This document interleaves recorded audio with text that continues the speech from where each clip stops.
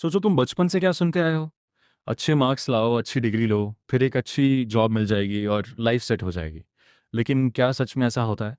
क्या सिर्फ जॉब करने से कोई रिच बन जाता है, या फिर ये एक ऐसा सिस्टम है जो तुम्हें सिर्फ सर्वाइव करना सिखाता है, ग्रो करना नहीं? यही बात रिच डैड पुअर डैड में रॉबर्ट कियोसाकी बहुत सिंपल लेकिन पावरफुल तरीके से समझाते हैं कि असली फर्क पैसे में नहीं बल्कि तुम्हारी थिंकिंग और माइंडसेट में होता है। क्योंकि दुनिया में दो तरह के लोग होते हैं, एक वो जो पूरी जिंदगी जॉब करते रहते हैं और पैसे के लिए काम करते हैं, और दूसरे वो जो ऐसे डिसीजंस लेते हैं कि मनी उनके लिए काम करे।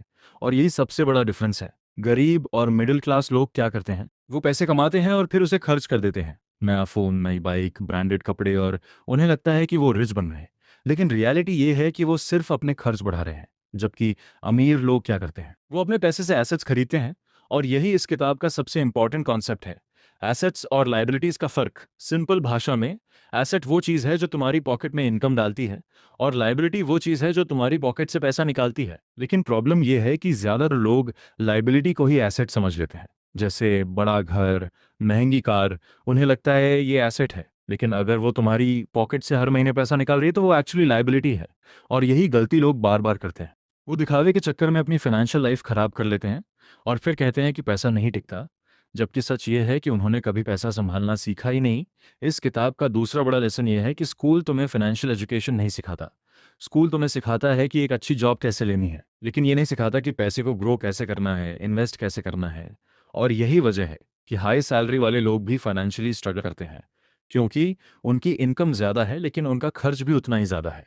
और उनके पास एसेट्स नहीं होते, सिर्फ लायबिलिटीज़ होती हैं। रॉबर्ट कियोसाकी कहते हैं कि अगर तुम सच में रिच बनना चाहते हो तो तुम्हें अपना फोकस इनकम बढ़ाने से ज़्यादा एसेट्स बढ़ाने पर रखना होगा, क्योंकि लॉन्ग टर्म में वही तुम्हें फ्रीडम देगा। और सबसे पावरफुल चीज़ है फाइनेंशियल फ्रीडम। मतलब ऐसा पॉइंट जहां तुम्हें पैसे के लिए काम करने की जरूरत ही ना पड़े। तुम्हारे एसेट्स ही तुम्हें इतना इनकम दे रहे हो कि तुम अपनी लाइफ अपने हिसाब से जी सको, और ये पॉसिबल है।